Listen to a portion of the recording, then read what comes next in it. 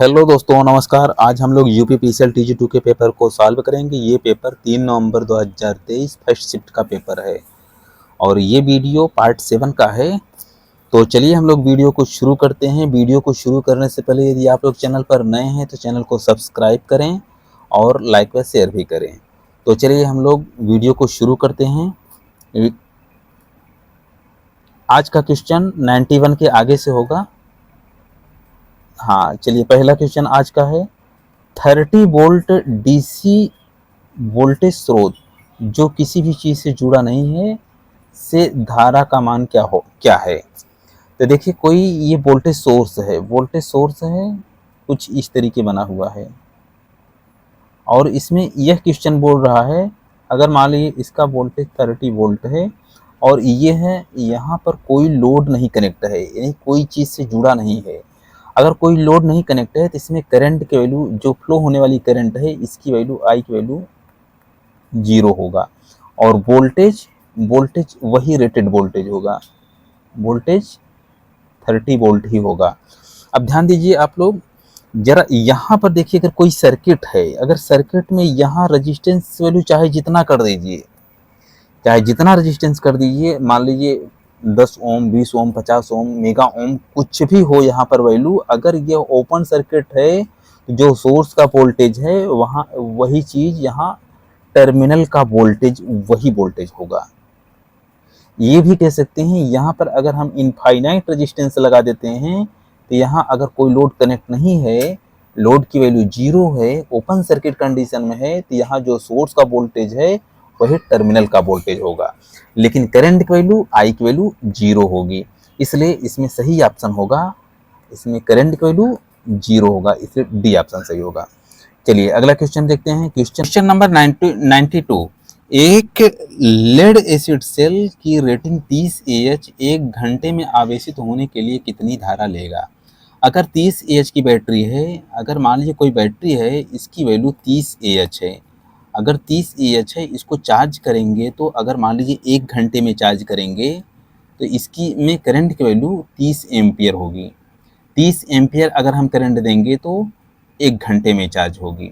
अगर सपोज कर लीजिए ये है, अगर हमें 2 घंटे में चार्ज करना होगा, 2 घंटे में अगर चार्ज करना होगा, सपोज कर लीजिए 2 घंटे में, 2 घंटे में अगर चार्ज करना होगा तो 2 से भाग दे देंगे, यानी कि 15 एम्पियर की करंट देना पड़ेगा।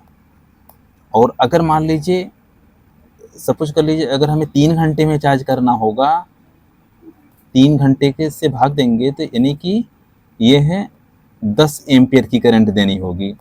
तो यह कह सकते हैं कि करंट और टाइम के दोनों का मल्टीप्लिकेशन है और जितना अगर हम करंट की वैल्यू अगर हम बढ़ाएंगे तो टाइम घट जाएगा, अगर करंट की वैल्यू घटाएंगे तो वह टाइम बढ़ जाएगा। अगर ये कह सकते हैं अगर 1 एम्पियर की अगर हम स्पीड से अगर हम चार्ज करें बैटरी को, हम किसी कंट्रोलर से अगर हम 1 एम्पियर से हम कांस्टेंट करंट देते रहें तो ये अगर चार्जिंग टाइम अगर देखेंगे तो 30 घंटे में फुल चार्ज होगी, 30 आवर में यह फुल चार्ज हो जाएगी। तो इसलिए देखेंगे अगर मान लीजिए 1 घंटे में चार्ज करना है तो 30 एम्पियर की करंट देंगे तभी हो पाएगी चार्जिंग। तो इसलिए इसमें जो सही ऑप्शन है इसका ऑप्शन ए वाला सही होगा। चलिए अगला क्वेश्चन देखते हैं। क्वेश्चन नंबर 93 में देखिए the injury common in welding is, the injury common in welding is. देखिए अगर मान लीजिए कोई वेल्डिंग कर रहा है, वेल्डिंग करते समय कॉमन जो इंजरी होती है यानी कि आदमी के साथ में जो समस्याएं पैदा होती है क्या होती है, उसमें अक्सर कर जो है बर्न, यानी कि जब कोई वेल्डिंग आइटम किया गया है, कोई पॉइंट को अगर हम वेल्डिंग करेंगे तो यहाँ हीटिंग हो जाती है, हीट की वजह से जैसे अक्सर तर जो है आदमी टच कर लेते हैं तो इसमें इंजरी यानी कि बर्न यानी कि हाथ वगैरह ये जल जाते हैं। तो ये कॉमन यहाँ पर ये फॉल्ट होते रहते हैं, तो इसलिए इसका जो सही ऑप्शन है सी वाला है। चलिए अगला क्वेश्चन देखिए। Question number 94। क्वेश्चन नंबर 94 में देखिए एक ट्रांसफार्मर में लोड पर 100 वाट की कोर हानि है और 6 एम्पियर आरएमएस की धारा कर्षित करता है और 230 वोल्ट आरएमएस का वोल्टेज प्रेरित करता है। और शून्य लोड पर या शून्य लोड शक्ति गुणांक या पावर फैक्टर का मान क्या होगा। अब देखिए कोई ट्रांसफार्मर है, अगर मान लीजिए कोई ट्रांसफार्मर है, 1 वाट मीटर यहाँ मान लीजिए लगा दिया गया है, ये जिसे 1 वाट मीटर लगा दिया गया है, यहाँ पर वाट मीटर लग गया। उसके बाद साथ में इसका हम करंट भी मेजर कर ले रहे हैं, यहाँ पे एक एमीटर भी लगा दे रहे हैं, साथ में यहाँ पर एक वोल्ट मीटर भी लगा दिए हैं। अब यहाँ पर हम पावर यानी कि यहाँ पर एक्टिव पावर, यहाँ एक्टिव पावर 100 वाट है और करंट की वैल्यू कितना है 6 एम्पियर, यह कह सकते हैं जीरो लोड करंट है 6 एम्पियर। और यह वोल्टेज की वैल्यू कितना है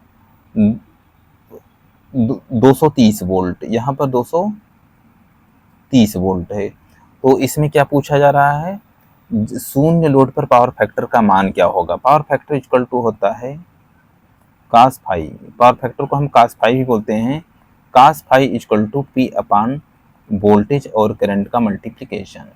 तो इसमें जब इसको इस तरीके करेंगे, यानी कि इसकी वैल्यू अगर हम P की वैल्यू 100 वाट कर देते हैं और डिवाइड बाई वोल्टेज की वैल्यू 230 कर दीजिए, मल्टीप्लाई करंट की वैल्यू कितना है 6 एम्पियर। तो इस तरीके करेंगे तो इसको कट करके इसमें पावर फैक्टर की वैल्यू 0.072 आएगा। तो इसलिए इसका जो सही ऑप्शन है ये वाला सही होगा। चलिए अगला क्वेश्चन देखिए 95, क्वेश्चन नंबर 95। क्वेश्चन नंबर 95 में देखिए, किसी व्यक्ति के घायल होने पर अपनाया जाने वाला निम्नलिखित में कौन सा सही क्रम है। मान लीजिए किसी को चोट लग गई या कोई घायल हो जा रहा है, तो इसको हम किस सेकेंड से उसमें उस पर ध्यान देना चाहिए। अब जैसे देखिए, अगर मान लीजिए कोई इंसान को अगर चोट लगती है तो सबसे पहले उसके हम जान को सबसे सुरक्षा देने वाली चीज़ है उसकी श्वसन। सबसे पहले हम उसकी सांस की क्रिया को हम देखेंगे और उससे संबंधित जो सावधानी रखनी चाहिए उस चीज़ों को हम करेंगे। जैसे उसको हम कृत्रिम श्वास देना शुरू कर देंगे, सबसे पहले उसके श्वसन को पूर्व अवस्था में लाना चाहेंगे। पहली स्थिति 4 नंबर पे होगी और दूसरी स्थिति होगी उसकी, अगर मान लीजिए कहीं पर चोट वगैरह ब्लड वगैरह बह रहा है तो उसमें हम कोई पट्टी वगैरह या कोई कपड़े वगैरह लपेट करके उसको हम बंद करेंगे। दूसरी स्थिति ये उसके रक्तस्राव बंद कर देना चाहिए, यानी कि ब्लड अगर ज़्यादा डिस्चार्ज हो जाएगा निकल जाएगा तो इसमें इंसान को मरने का डर रहता है। तो उसमें फर्स्ट एड में अगर मान लीजिए पट्टी वगैरह है तो उससे क्या है कि हम तुरंत लपेट वगैरह करके उसके ब्लड को हम रोकेंगे। और बाकी जो है तीसरे कंडीशन में आघात चिकित्सा प्रदान किया जाना चाहिए। और चौथे नंबर पे ये दूसरे पॉइंट पे आएगा, उन्नत अग्रिम चिकित्सा सहायता प्रदान की जानी चाहिए। तो इस तरीके इसका जो सही ऑप्शन होगा डी वाला सही है। चलिए अगला क्वेश्चन देखिए, अगला क्वेश्चन 96 में देखिए, निम्न दिए गए परिपथ में स्रोत से कुल कितनी धारा कर्षित की गई है। कर्षित मतलब लेना, यानी कि यह कितनी धारा लेगी। यानी कि हम यहाँ पर कुछ लोड के रूप में हम रजिस्टिव एलिमेंट लगाए गए हैं, तो यहाँ यह कह सकते हैं ये सोर्स से कितनी करंट इसमें से फ्लो होगी। यह कह सकते हैं यह जितना रजिस्टिव एलिमेंट हैं इसमें से टोटल करंट कितना लेगी। तो इसी को हम चेक करेंगे। देखिए अब यहाँ पे ये सभी पैरेलल में है, पैरेलल को कनेक्ट किया गया है, तो इसको हम सभी कैलकुलेशन कर लेते हैं। इसमें टोटल आर की वैल्यू, इस एरिया के आर की value 1/r equal to 1/10 plus 1/20 plus 1/30। अब इस तरीके देखेंगे तो इसमें हम 60 कॉमन ले लेंगे, इसका एलसीएम ले लेंगे। इसमें हो जाएगा 6 + 3 + 2। इसमें r की वैल्यू कितना हो गया, r इक्वल टू हो जाएगा 60 डिवाइड बाई 11, ये r की वैल्यू हो गया। अब इसमें जो है r की वैल्यू ये हो गया, +20 कर दीजिए इसी में, फिर +0.55। इस तरीके अगर हम इसको जोड़ेंगे इसकी वैल्यू जो आएगी 26 आएगी, 26। टोटल आर की वैल्यू 26 हो जाएगी। अब इसमें टोटल आई की वैल्यू अगर हम चेक करें तो आई इक्वल टू होगा v अपान आर।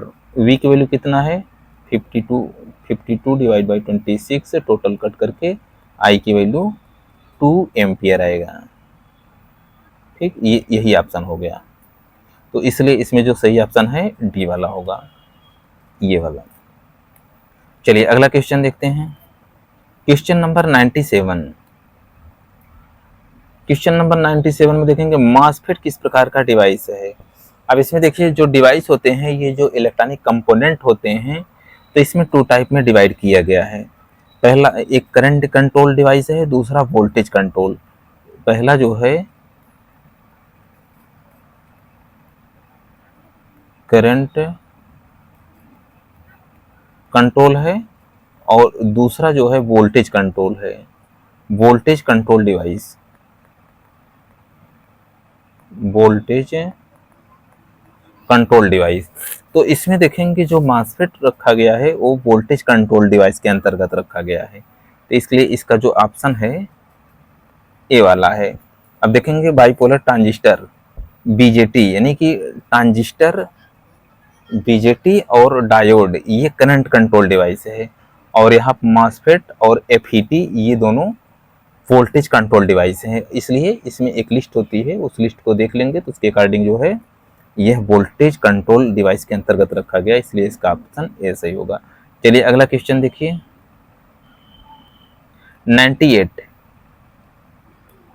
98 में निम्नलिखित में से कौन सी अवमंदन तकनीकी का उपयोग मापन यंत्रों में नहीं किया जाता है।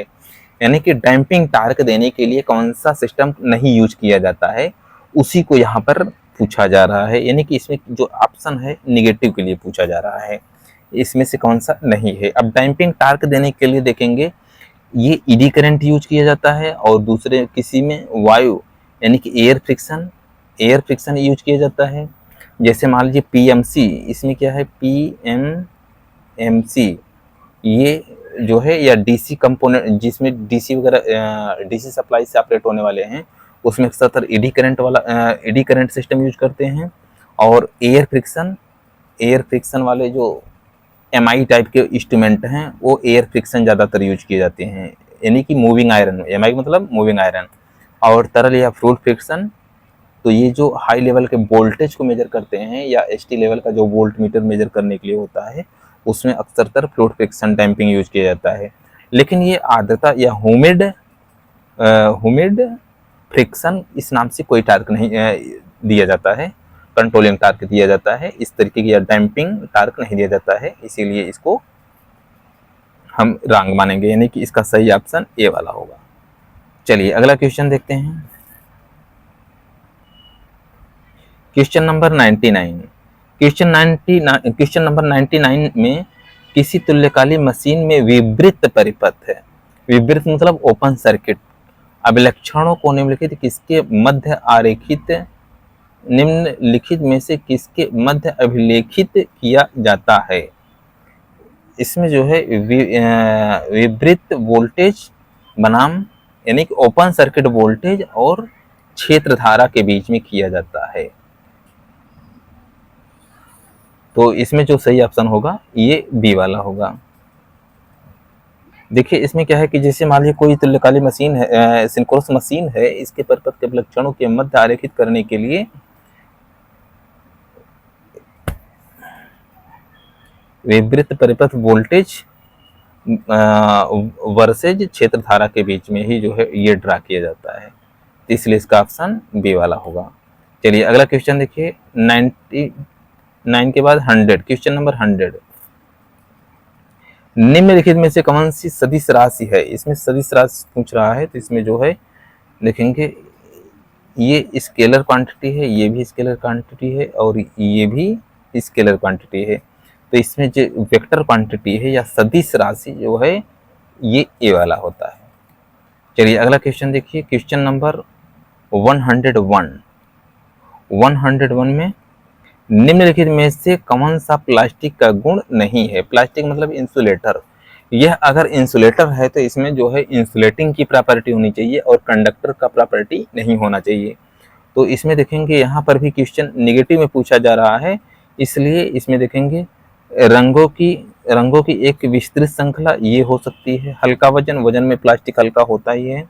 निम्न तापीय चालकता देखेंगे, जिसे ये जो प्लास्टिक है इसमें चालकता कम होती है, इसमें टेम्परेचर कंडक्टर के अपेक्षा काफी कम होता है। तो इसलिए इसमें देखेंगे डी ऑप्शन इसमें नहीं होना चाहिए। उच्च विद्युत चालकता, इसमें जब इंसुलेटर है तो इसमें चालकता 0 होनी चाहिए, उच्च नहीं होती है, यानी कि 0 होनी चाहिए या लो होना चाहिए, इसलिए इसका ऑप्शन डी होगा। चलिए अगला क्वेश्चन देखते हैं।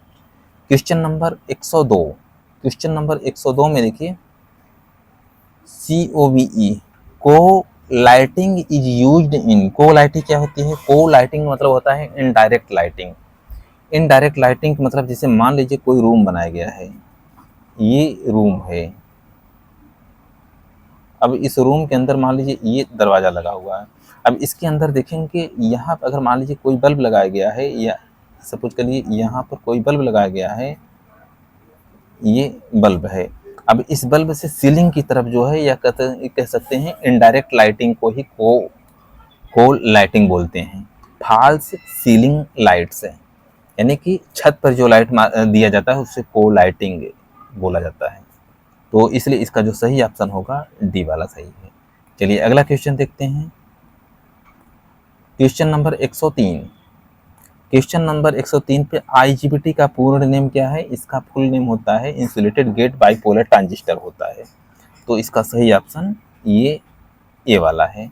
चलिए अगला क्वेश्चन देखिए। क्वेश्चन नंबर 104 में देखेंगे 3 फेज वोल्टेज स्रोत इन्वर्टर में आउटपुट क्या होगा? इसका आउटपुट अगर 3 फेज है इन्वर्टर तो इसका क्या आउटपुट मिलेगा? तो ये 3 फेज ही होगा, यानी कि यहाँ से अगर हम देखिए इन्वर्टर जो है, यहाँ से अगर हम DC सोर्स दे रहे हैं, DC वोल्टेज दे रहे हैं, तो ये है इन्वर्टर कन्वर्ट करके सीधे हमें क्या देगा? 3 फेज वोल्टेज देगा। तो इसलिए 3 फेज और AC वोल्टेज देगा, AC। तो इसलिए इसका जो सही ऑप्शन होगा सी वाला सही होगा। चलिए अब अगला देखिए।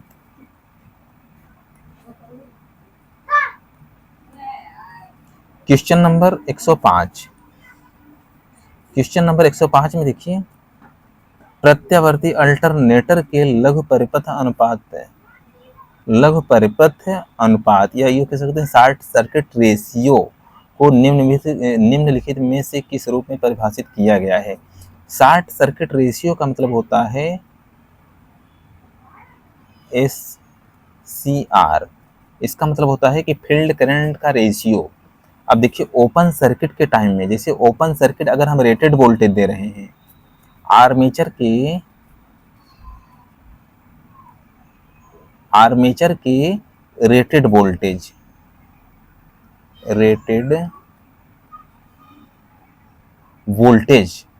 के टाइम में जो करंट, यानी कि जो करंट IF ले रही है, और दूसरा शॉर्ट सर्किट आर्मेचर के rated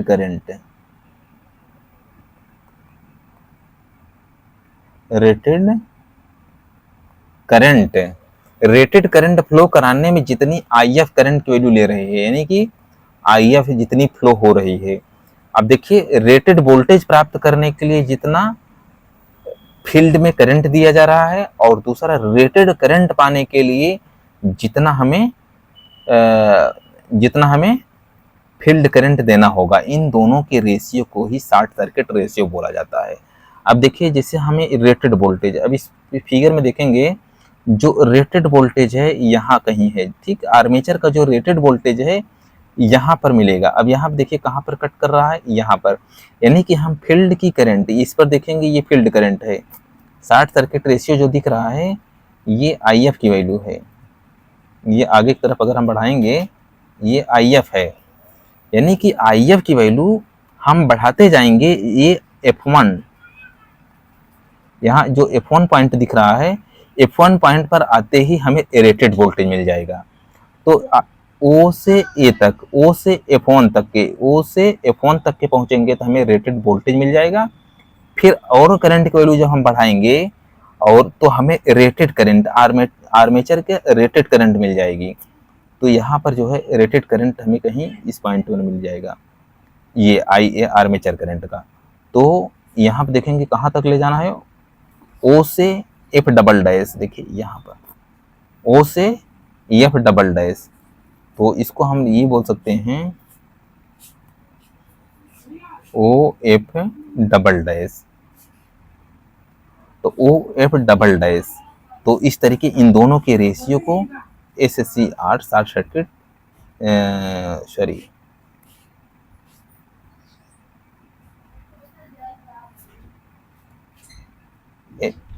SCR short circuit ratio कहा जाता है। तो बस इस वीडियो को यहीं समाप्त करते हैं। वीडियो देखने के लिए धन्यवाद।